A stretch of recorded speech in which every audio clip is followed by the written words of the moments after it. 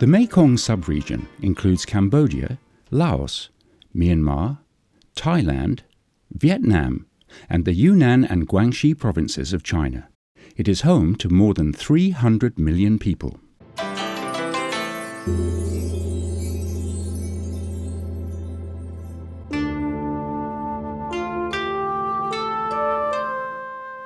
Over the last decades, millions of people have migrated between these countries and beyond in search of security and a better life.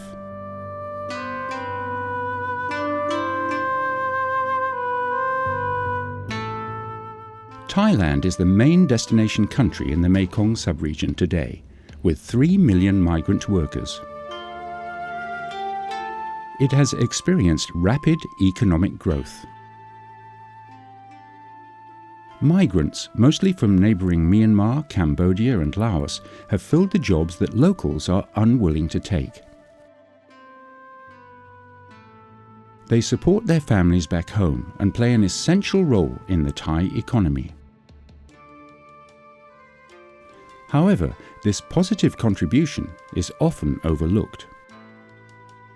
Migrants are commonly subject to discrimination and rights violations while living in relative social isolation. They are employed in sectors including manufacturing, construction, agriculture, fishing, hospitality and domestic work. Without migrant workers, many of these industries would not function. Despite playing an integral role in the economy, governments treat migrants as if they are temporary, and people have almost no possibility of acquiring permanent residence or becoming a naturalized citizen. But how long is temporary? How long can a person stay somewhere without a sense of belonging or acceptance? Visa conditions are inflexible and short, leaving people without certainty about the future.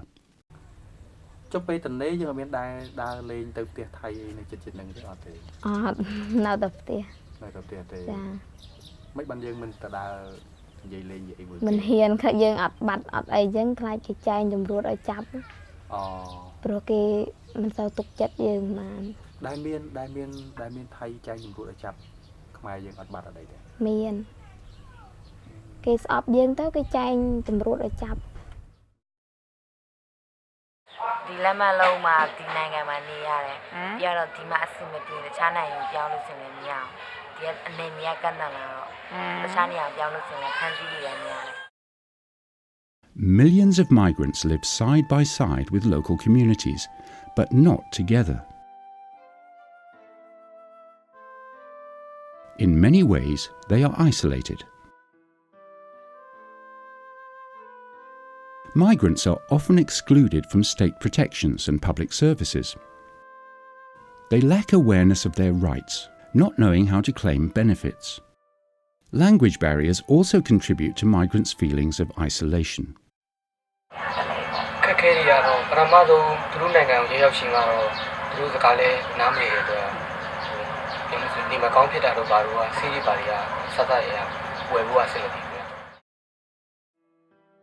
Channels to voice their needs are restricted. Migrant workers are prohibited from forming their own trade unions. While they are permitted to join existing Thai unions, there are few active unions in sectors where migrants work.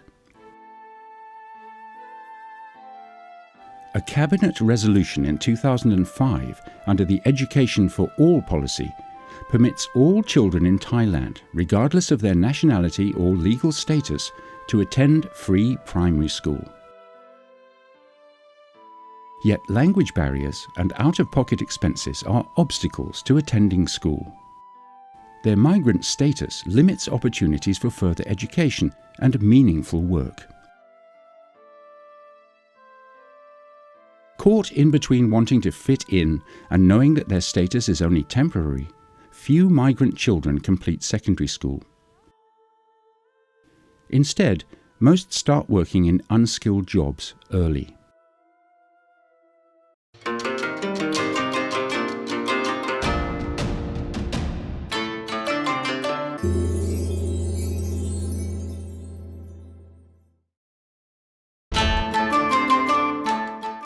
Focusing on the positive side of diversity, civil society organisations, many of whom are part of the Mekong Migration Network, have encouraged cultural exchange activities with traditional dance and food of both migrant and local communities. This breaks down barriers and provides an occasion for social interaction that would otherwise not exist. In some communities, migrants partake in merit-making ceremonies alongside ties. Yet once the festivities are over, the two groups generally go their separate ways. Migrants from the Mekong also migrate out of the sub-region, for instance to Japan, where they face a similar situation. สไตล์ของญี่ปุ่นเขาจะดูถูกชาวต่างชาติคือเวลาทำงานด้วยกันนี้เขาจะเหยียดหยามเราเขาจะบ่นว่าให้เราจะด่าเราแต่ความที่เราได้มาแล้วไหนๆเราจะกลับตัวเปล่ามันก็คงเป็นไปไม่ได้เราก็อดทนแล้วก็ตั้งใจทำงานพอเราอดทนได้เราก็ถือว่าเราก็ชนะทุกสิ่งทุกอย่างแล้วก็ไปได้ด้วยดีเพื่อนฝูงอะไรก็จากที่เข้ากันไม่ได้แรกๆเราก็ใช้ความใจเย็นแล้วก็ความพยายามอดทนเราก็ได้ผลสำเร็จคือได้รับความร่วมมือแล้วก็เพื่อนฝูงก็รักใคร่สามัคคีกัน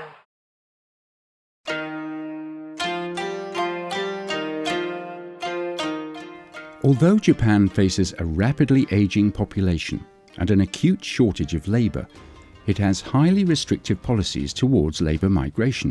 The country has not officially opened its doors to unskilled migrant labour. But an increasing number of migrants from Cambodia, Myanmar and Vietnam are being placed in Japan under the Industrial Technical Training Internship Programme.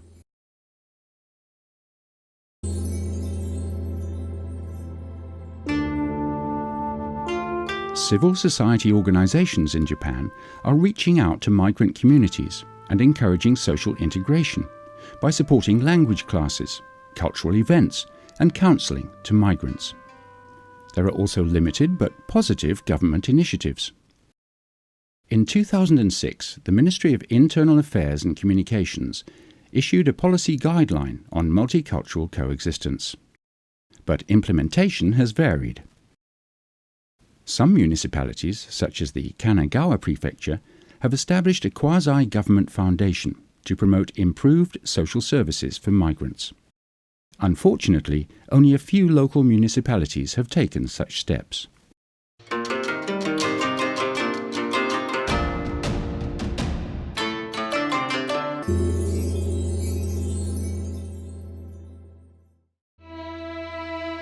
Even when migrants have lived in the destination country for a long time or were born there, many still consider the country of origin as their home due to the challenges of socially integrating and the longing for their families and communities.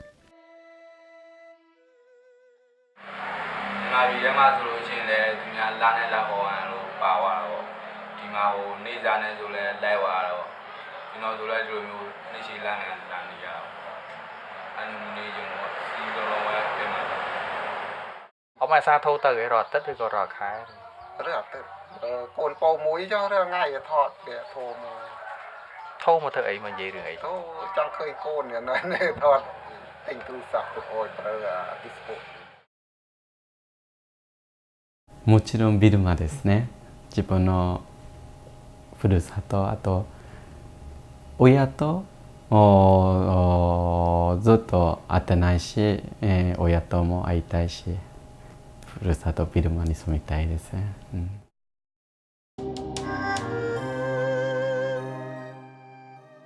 Ironically, however, the social exclusion of migrants does not necessarily end when they return to their home countries.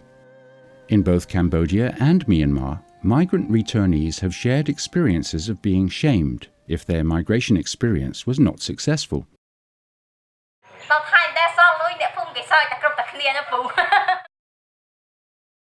In Cambodia, if migrants return with health problems, their healthcare costs often become impossible to meet.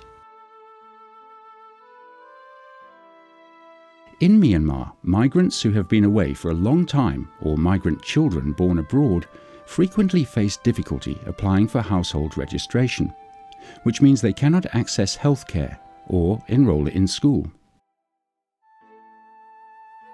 Sustainable livelihood opportunities continue to be lacking.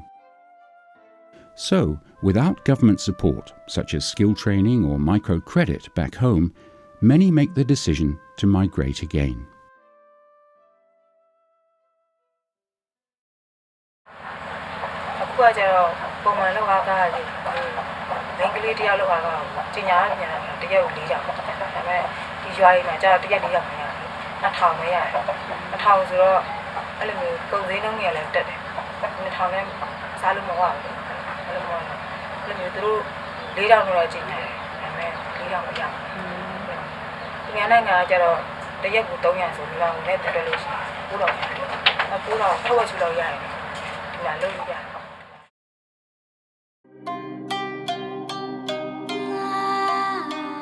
It is important for us to try to understand why migrants are living in isolation in destination countries.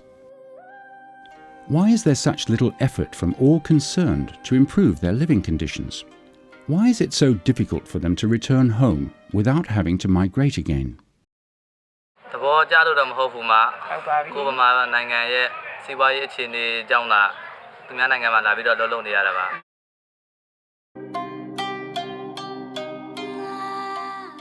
The need for countries to work together to create societies where everyone, including migrants, can live together and not in social exclusion is clear. When we discuss migration, we must go beyond the idea of tolerance. Tolerance suggests that society should put up with others despite their differences.